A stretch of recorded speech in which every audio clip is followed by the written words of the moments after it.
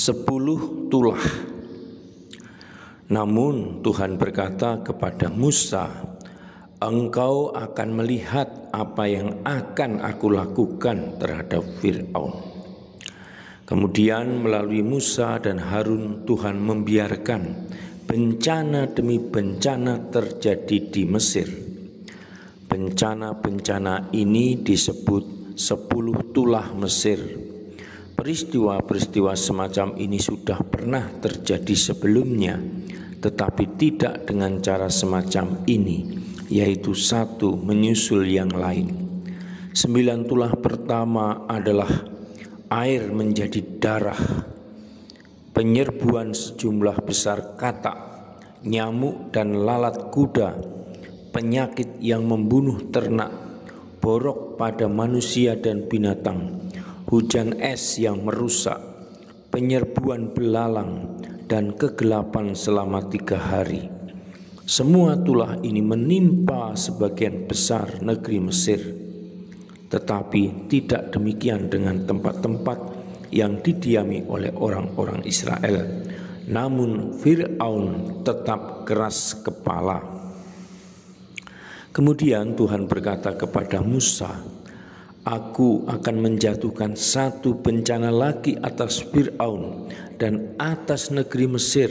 Sesudah itu ia akan melepaskan kamu pergi. Tuhan memberitahukan kepada Musa dan Harun bagaimana harus merayakan Paskah.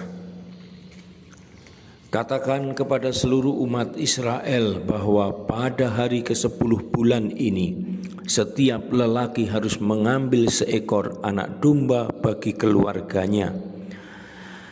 Kamu hendaknya menyimpannya sampai tanggal 14 bulan ini. Kemudian umat Israel hendaknya memotong anak domba pada sore hari. Sebagian darahnya haruslah diambil dan dioleskan pada kedua tiang pintu dan pada ambang atas pintu rumah tempat mereka memakannya. Beginilah cara kamu memakannya. Hendaknya kamu mengenakan sandal pada kakimu, membawa tongkat di tangan, dan makanlah dengan cepat. Inilah perayaan Paskah untuk Tuhan. Pada malam itu aku akan menjelajahi seluruh negeri Mesir dan membunuh setiap anak laki-laki sulung dari manusia dan binatang. Darah yang ada pada pintu akan menjadi tanda rumah-rumah tempat tinggalmu. Kalau aku melihat darah itu, aku akan melewati kamu, sehingga di antara kamu tidak ada bencana kematian. Orang-orang Israel melakukan seperti diperintahkan Tuhan kepada Musa dan Harun. Ketika Fir'aun, para pejabat, dan semua orang Mesir terbangun di waktu malam, terdengarlah suara ratapan kuat di Mesir, karena di setiap rumah ada yang mati. Karena itu Fir'aun memanggil Musa dan Harun pada malam itu dan berkata, pergilah dari sini dan tinggalkan bangsaku, kamu dan orang-orang Israel.